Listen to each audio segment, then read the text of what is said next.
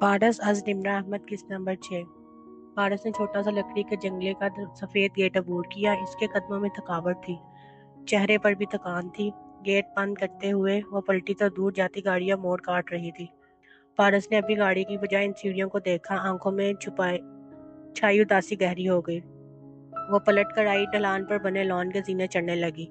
आधी सीढ़ियों के दरमियान वो रुकी और जैसे गायब दिमागी से वस्ती जीने को देखा। इस वक्त शाम के नीलकोपन गहरा हो रहा था। ऐसे में अचानक कहीं से सीढ़ियों पर ढेर सारी रोशनी उतर आई। लम्हे भर को वो सीढ़ियां एक कच्चे पक्के मकान के सहन के साथ बने जीने में ढल गई। सहन में चंद औरतें जमा थी, सफेद चादर पर दायरे में बैठी गुठलियां पड़ती औरतें। इन सब से अलग थलग जीने के वस्त में एक 12-13 बरस की लड़की बैठी थी। लंबे बाल, सांवला रंग, बड़ी बड़ी पुरकशिश आंखें जिनमें ओफो या सीत उतरी हुई थी। वो घुटने सीने से लगाए हरासा सी बैठी थी। घुटनों और सीने के दरमियान एक मर्दाना गरम टोपी भी जकड़ रखी थी। दफातर नीचे औरतों के दरमियान से एक औरत उठकर ऊपर आती दिखाई दी। इसका रंग सांवला, कानों में सोने की बालियां और आंखों में करहतगी और शातिरपन था। वो ऊपर वस्ती जीने पर आ रुकी। पारो, इधर क्यों बैठी है? इसके अंदाज में नरमी और हमदर्दी नहीं थी, सख्ती या करहतगी ना थी, बस मशीनी सा अंदाज था। लड़की ने आंखें उठाई, इनमें वीरानी थी। अम्मी अब्बा वाकई चला गया।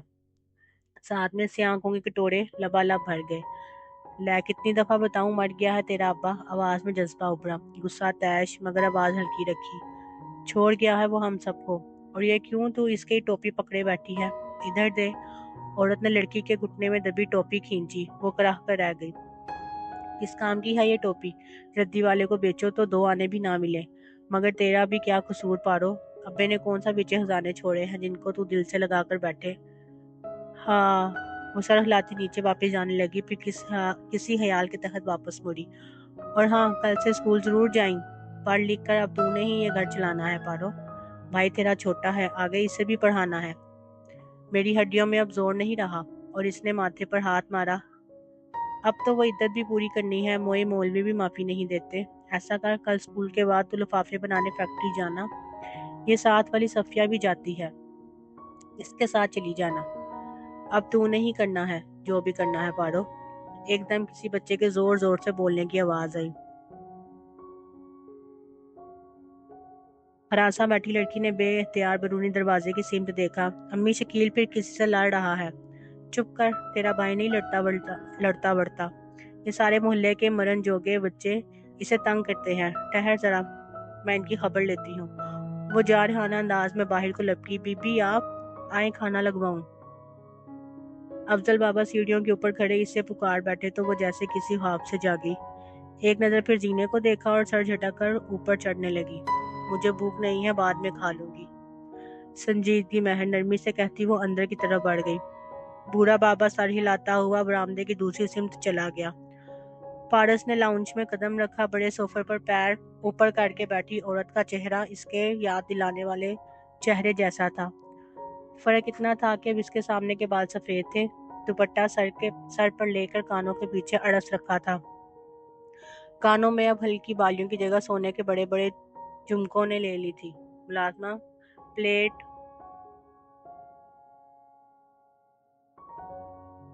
प्लेट में रोस्ट का पीस लिए झुकी खड़ी थी और वो औरत फिरोजा माई नहूद से बोटी तोड़कर देख रही थी। अभी पूरा नहीं गला, अंदर गुलाबीपन है। बहुत ही हडराम हो गई हो तुम, ठीक से पकाया करो। अब जाओ और बाकी पीस अभी तेल से ना निकालना। जी मैडम। मुलाजमा सीधी हुई और जाने के लिए मुड़ी।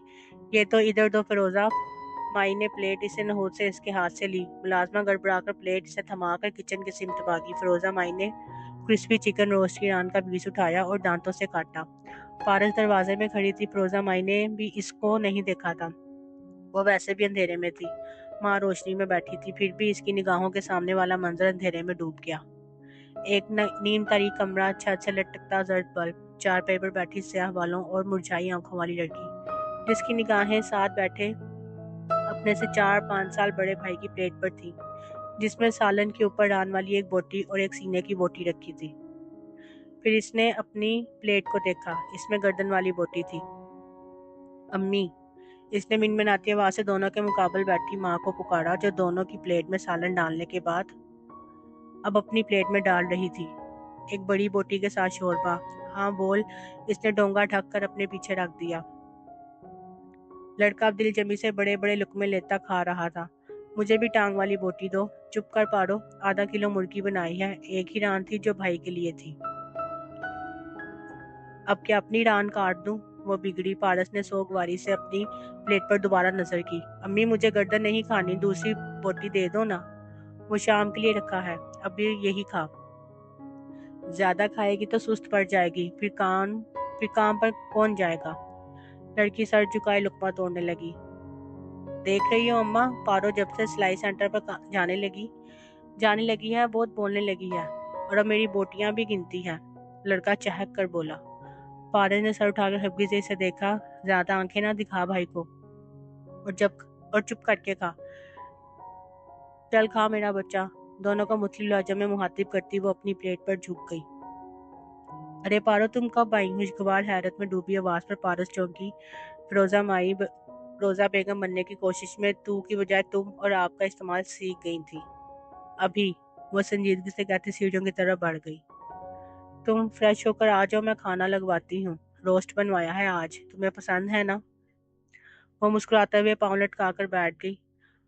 पारस ने मुड़कर इसे देखा। चंद हमें देखती रही। नहीं, मुझे नहीं पसंद, आप खाइए, हमवार बेतासुर लहजे में कहकर इसने पहले जीने पर कदम रखा।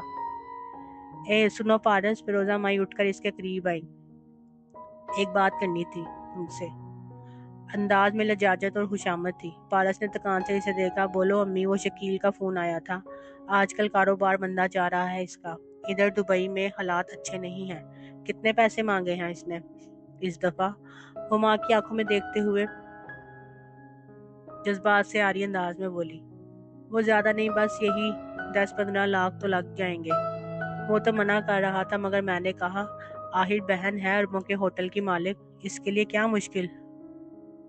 वो रुकी, उम्मीद अफजा निगाहों से पारस के चेहरे को देखा। फिर मैं इसे बता दूं कि तुम पैसे भेज दोगी? वो खामोश रही, बिल्कुल खामोश। फिर एकदम पलटकर ऊपर जीने पर चढ़ने लगी।